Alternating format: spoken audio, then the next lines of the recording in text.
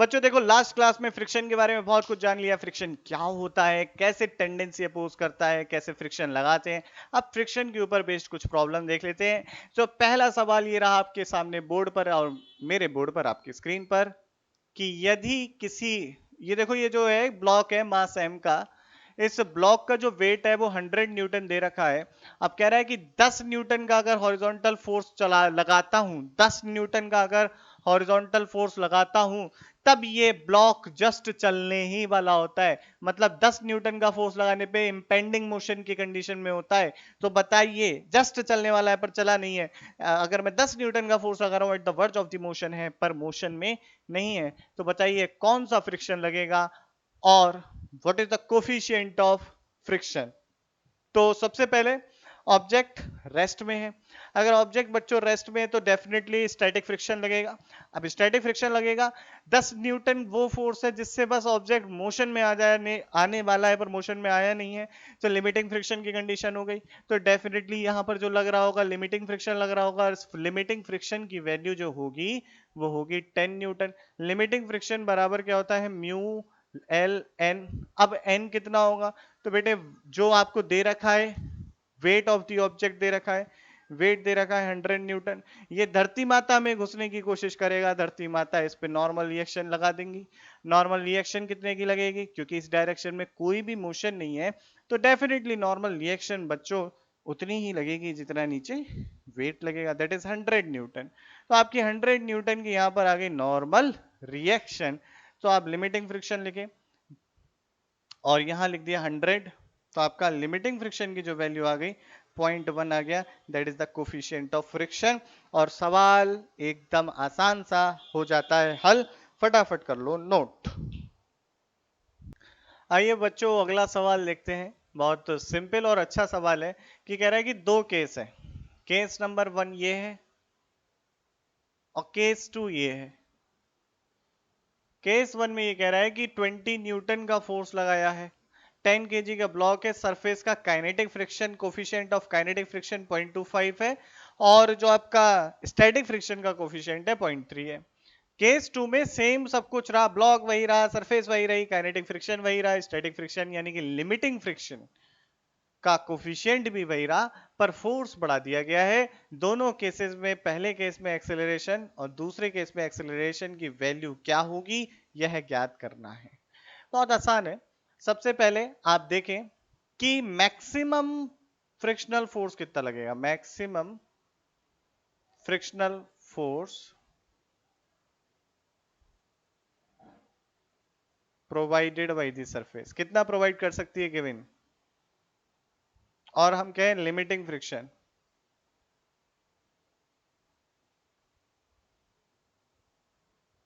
Limiting friction कितना होगा, F R limiting mu N. अब देखो एफबीडी बना लो, अगर देखो तो नॉर्मल रिएक्शन ऊपर, वेट इसका 10 जी नीचे, 20 न्यूटन का फोर्स इधर और फ्रिक्शन कुछ इधर।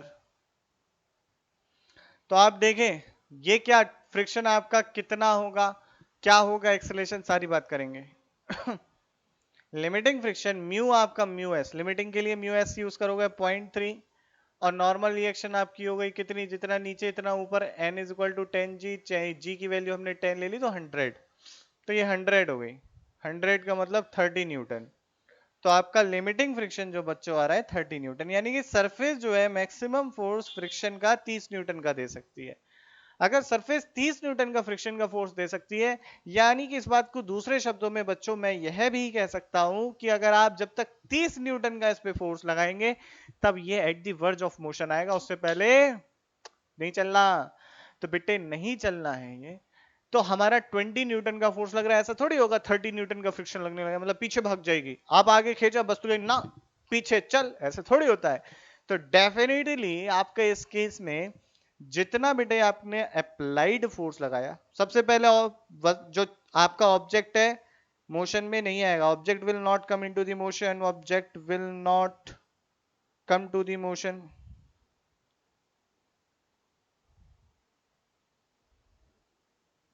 क्या reason, applied force is lesser than, F applied is lesser than F limiting या limiting friction, F R L limiting friction, that's why it will not come into the motion.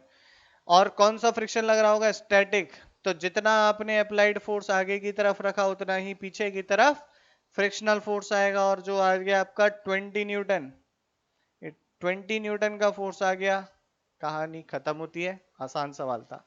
Now same, everything is same, but in this case applied force is 60 Newton, जो कि limiting friction से ज्यादा है। Applied force is greater than the limiting friction.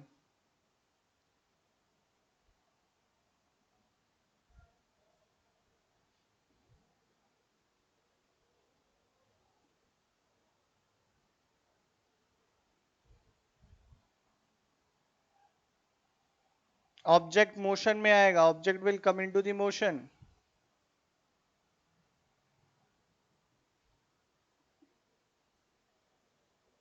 अगर object motion में आया तो definitely बच्चों इस वाले केस में आपका now kinetic friction will come into the action. Now kinetic friction लगे, now kinetic friction will come into the action. तो हमें कौन सा देखना पड़ेगा? काइनेटिक फ्रिक्शन की वैल्यू देखनी पड़ेगी। काइनेटिक फ्रिक्शन एफ आर के बराबर होता है म्यू के एन। एन 100 ही रहा, म्यू के 0.25, एन 100 है, तो ये कितना हो जाएगा? 2.5 या 25? 25 न्यूटन। तो अब आपका 25 न्यूटन का फोर्स पीछे लग रहा है फ्रिक्शन का, 16 न्यूटन का आगे लग रहा है। ऑब्जेक्ट का मान लिया एक्सेलरेशन ए है, तो नेट फोर्स एम ए बराबर होता है आपका, जो 16 न्यूटन का फोर्स है आगे की तरफ है, फ्रिक्शन का 25 पीछे की तरफ है, ए बराबर हो गया 60 minus 25 divided by mass of the object that is 10। तो डेट इज 6 माइनस 2.5, या फिर यहां से भी कर सकते हैं। 60 में से 20 गया 40, 40 में से 5 गया 35, 35 बटे 10 3.5, 3.5 मीटर पर second square. So that is your acceleration in both case. हमने दोनों देखे, सवाल अच्छा है। लिमिटिंग फ्रिक्शन कहाँ कैसे लगता है, कब स्टैटिक फोर्स स्टैटिक फ्रिक्शन है, सारी बातें हमने इसमें डिस्कस करी। छाप लो, समझ लो, इसी टाइप के प्रॉब्लम्स बहुत देखने को मिलते हैं फ्रिक्शन के ऊपर बेस्ड। नोट कर लो बेटे। आओ बच्चों एक और प्रॉब्लम देखते हैं फ्रिक्शन की। अच्छी प्रॉब्लम है, बेसिक प्रॉब्लम है, पर कंसेप्ट स्ट्रॉन्ग करेगी आप लोगों का। देखो प्रॉब्लम क्या है। देखो इसमें क्या है कि इस ऑब्जेक्ट के ऊपर एफ फोर्स लग रहा है, ठीक है। एफ फोर्स लग रहा है और ये फोर्स ग्रेजुअली इंक्रीज कर रहा है। F is increasing from zero gradually, gradually increase कर रहा है, धीरे धीरे लगातार, सडन चेंज नहीं हो रहा, धीरे धीरे इंक्रीज हो रहा है। तो पूछ रहा है कि रस्सी में, अभी रस्सी इज एट नेचुरल लेंथ, रस्सी हम ये है अपनी नेचुरल लेंथ पे है, कुछ है नहीं है, ठीक है। अभी कोई टेंशन नहीं है, जैसे ही एफ अप्लाई करोगे वैसे ही टेंशन आना चालू हो रहा है, ठीक। तो कब टेंशन, अभी टेंशन नहीं है, एफ अप्लाई करोगे टेंशन आएगा या नहीं आएगा ये देखना है, और कब टेंशन आएगा ये देखना है। तो क्वेश्चन एकदम बच्चों आसान है। देखते हैं कि क्वेश्चन में क्या है। हमें ग्राफ देखना है टेंशन एंड अप्लाइड फोर्स का। कौन सा ग्राफ देखना है? टेंशन एंड अप्लाइड फोर्स का ग्राफ देखना है, रस्सी में टेंशन और अप्लाइड फोर्स के बीच का ग्राफ। अब बताओ बच्चों क्या हो रहा होगा? ग्राफ सोचो जरा दिमाग से, क्या हुआ होगा? एफ जीरो से बढ़ रहा है, एफ जीरो से बढ़ रहा है बेटे, सोचो थोड़ा सा, स्क्रीन पॉज करो, सोचो। तो मेरे ख्याल से आप लोगों का कुछ ना कुछ तो आंसर आया होगा, जरूर बताना कि क्या आंसर आया बच्चों, रिप्लाई दिया करो। देखो सबसे पहले ये देख लो कि ये सरफेस मैक्सिमम फ्रिक्शनल फोर्स इस कंडीशन के लिए क्या दे सकती है। तो आपको दिया है स्टैटिक फ्रिक्शन का कोफिशिएंट या लिमिटिंग फ्रिक्शन का, that is mu S N. तो एन आपका mg हो जाएगा, तो म्यू एस mg दे सकती है मैक्सिमम। अब जैसे ही आप अप्लाइड फोर्स लगाओगे एक्सटर्नल, वैसे ही क्या होगा, अब आपके एफ की भी दो वैल्यू होंगी। व्हेन आपका एफ इनिशियली मैं कह रहा जीरो से या जीरो के बराबर है, पर म्यू एस एम जी से छोटा है, तब का केस देखते हैं। म्यू एस एम जी से छोटा या उसके बराबर है, तब का केस देखते हैं, तब क्या हो रहा होगा। भाई रस्सी में टेंशन कब आएगा, जब ऑब्जेक्ट मूवमेंट की कोशिश में आएगा, जैसी मोशन की कोशिश में आएगा, जैसे हल्का सा मूव करने की कोशिश करे रस्सी में टेंशन आ जाएगा। ठीक, हल्का सा मूव करने, मैंने कहा नहीं मूव करा, मूव करने की कोशिश में आएगा वैसे टेंशन आ जाएगा। अब देखो जब तक ये हो रहा है कि आपका अप्लाइड फोर्स इससे कम या इसके बराबर या इससे जीरो से बड़ा या उसके बराबर है, इस केस में आपका जो फ्रिक्शन रहेगा, भाई एफ आपने अप्लाइड इधर करा, आपने देखा होगा फ्रिक्शन वाला ग्राफ, ड्यूरिंग दिस टाइम जो आपका फ्रिक्शन है वो अप्लाइड फोर्स के बराबर हो जाता है। जब तक लिमिटिंग फ्रिक्शन की कंडीशन होती है, आपने देखा होगा फ्रिक्शनल फोर्स यहां बनाया था, अप्लाइड फोर्स यहां बनाया था, तब उस कंडीशन में आपका frictional force in magnitude applied force के बराबर होता है। तो यहां पर भी यही होगा, फ्रिक्शनल फोर्स आपका अप्लाइड फोर्स के बराबर रहेगा। तो क्या टेंशन आएगी रस्सी में, भाई ब्लॉक पे उतना ही फोर्स लग रहा है, इधर एफ फ्रिक्शन का, इधर टेंशन क्या होगी, जीरो। कैसे, मान लो टेंशन मैंने कह दी टी है, तो मैं क्या लिखूंगा, F is equal to T plus F R. पर मैंने बताया था कि जब तक ऑब्जेक्ट आपका इस कंडीशन में, स्टैटिक कंडीशन में है, तब तक आपका जितना अप्लाइड फोर्स है उतना ही फ्रिक्शनल फोर्स लग रहा होता है। That times F R is equal to F, इस केस से एफ ने एफ को मारा, T is equal to zero आया।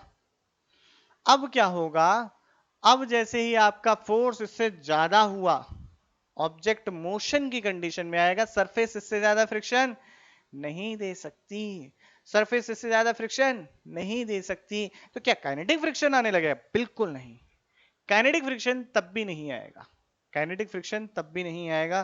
तब देखते हैं क्या होगा। तो यहाँ पे बच्चों इतना नोट कर लो, मैं इसे रब करूंगा, थोड़ा लिखना है मुझे और। तो यहाँ पे अप्लाइड फोर्स है, यहाँ टेंशन है, इसे मैं रब कर दे रहा हूँ, नोट कर लो पहले स्क्रीन पॉज करके। अब देखो बच्चों क्या होगा इस केस में, आपने जैसे ही आपका force of applied force mu S M G से बड़ा हुआ, वैसे ही क्या होगा, सरफेस भैया इससे ज्यादा फ्रिक्शन नहीं दे पाएगी, बस की नहीं है भाई उसके। उन्होंने कहा भाई लेकिन क्या ऑब्जेक्ट मोशन में आ जाएगा, फिर रस्सी भी तो बंधी है यार, सोचो रस्सी बंधी हुई है इधर, ऑब्जेक्ट मोशन में नहीं आ सकता, मतलब इतना ही फ्रिक्शन, इतना ही सरफेस एक कांस्टेंट फोर्स देने लगेगी, जिसका लिमिटिंग फ्रिक्शन होगा वो म्यू एस एम जी पीछे की तरफ देने लगेगी। लेकिन आपका एफ यहाँ है, तो अब टेंशन एक्शन में आ जाएगी, इसको रोकने के लिए यहां से लिखोगे F is equal to T plus mu S M G, और t बराबर हो जाएगा f minus mu S M G. और अगर ग्राफ देखोगे तो देखो ये t is equal to zero पर f is equal to mu M G, तो यहां से स्टार्ट हुआ और ऐसे बढ़ता हुआ चला जाएगा। और अगर स्लोप देखो तो आप देखो 45 डिग्री का, y is equal to M X plus C से कंपेयर करके देख लो यार, x पे f है तो c हो गया आपका म्यू एफ एम जी, हमें m से मतलब है m is equal to 1, that is tan theta is equal to 1 and theta is equal to 45 degree. मजा आया, आया नहीं आया, छाप लो फटाफट। अगला सवाल देखेंगे इंटरेस्टिंग, यही रेसियो और फ्रिक्शन वाला।